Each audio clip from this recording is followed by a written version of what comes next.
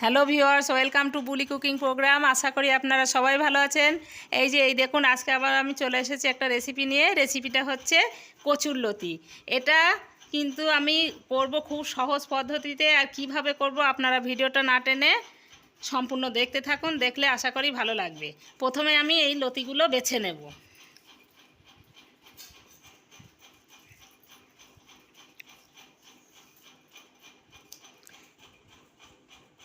এইরকম সাইজ করে সবগুলোই বেছে নেব।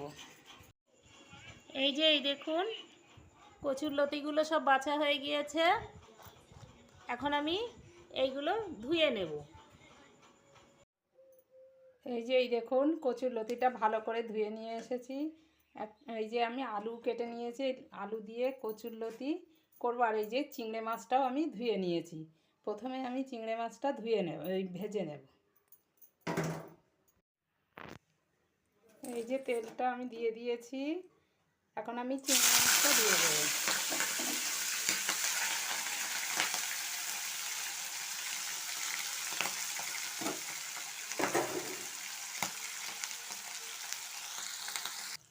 এই দেখুন, চিংড়ি মাছগুলো আমার ভাজা হয়ে গিয়েছে। এখন আমি এইগুলো তুলে নেব।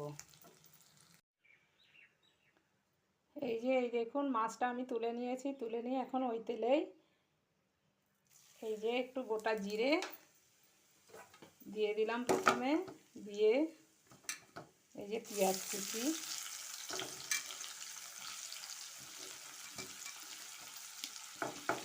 লঙ্কা কুচি দিয়ে দিলাম।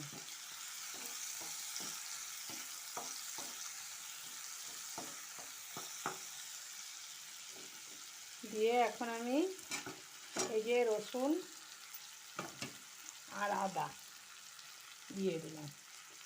দিয়ে এগুলো এখন আমি একটু ভাজা ভাজা করে নেব।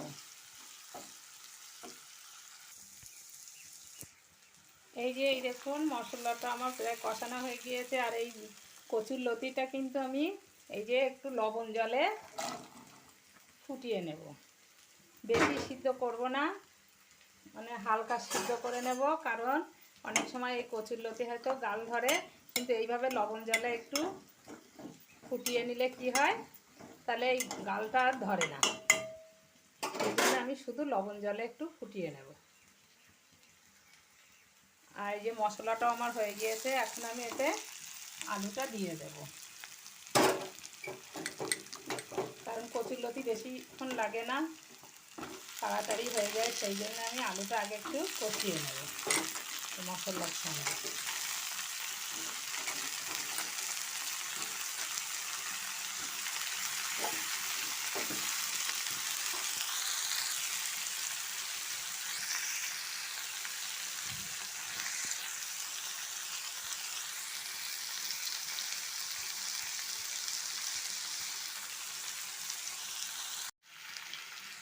এখন আমি এই যে লবণ,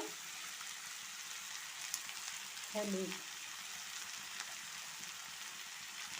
দিয়ে দিলাম।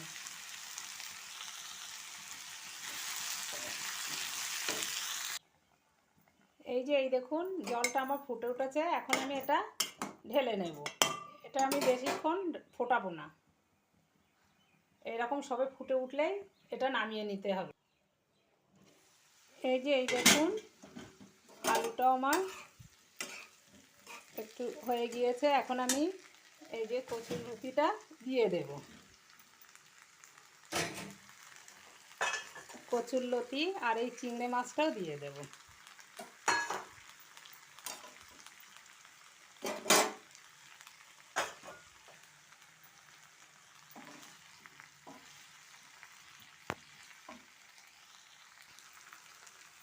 এই দেখুন, এখন আমি এতে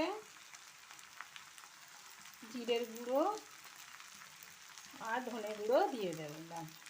দিয়ে আবার একটু নাড়িয়ে নেব। এতে কিন্তু আমি খুব একটা বেশি জল ব্যবহার করব না। আমার প্রায় এগুলো সবই সিদ্ধ হয়ে গিয়েছে। এখন আমি এতে সামান্য জল দিয়ে দেব।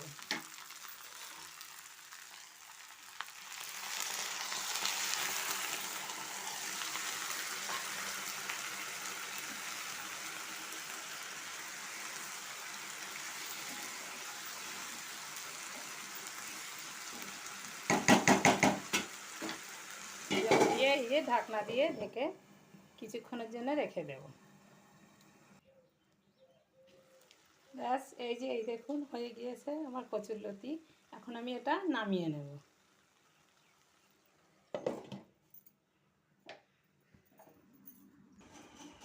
ব্যাস এই যে হয়ে গিয়েছে আমার কচুরলতি। আর আমি যেভাবে বানিয়েছি এই চিংড়ি মাছ দিয়ে কচুরলতি এইভাবে বানিয়ে খেয়ে দেখবেন, এটা কিন্তু খেতে খুবই ভালো লাগে আর হয়েও যায় খুবই তাড়াতাড়ি আর একদমই গাল ধরে না। অনেকে হয়তো কচুরলতি খেতে ভয় করেন, কিন্তু এইভাবে একটু লবণ আর জল দিয়ে ফুটিয়ে নিলে কচুরলতিটা তাহলে আর গলা ধরবে না। এই দেখুন, আর যারা এতক্ষণ ধরে দেখছেন তাদের অশেষ ধন্যবাদ। কেউ যদি নতুন হয়ে থাকেন তাহলে প্লিজ লাইক শেয়ার সাবস্ক্রাইব করে আমার পাশে থাকবেন। আর কেমন হয়েছে চিংড়ি মাছ দিয়ে কচুরলতি কমেন্টসে জানাবেন। আপনারা ভালো থাকুন, সুস্থ থাকুন। ওকে, বাই।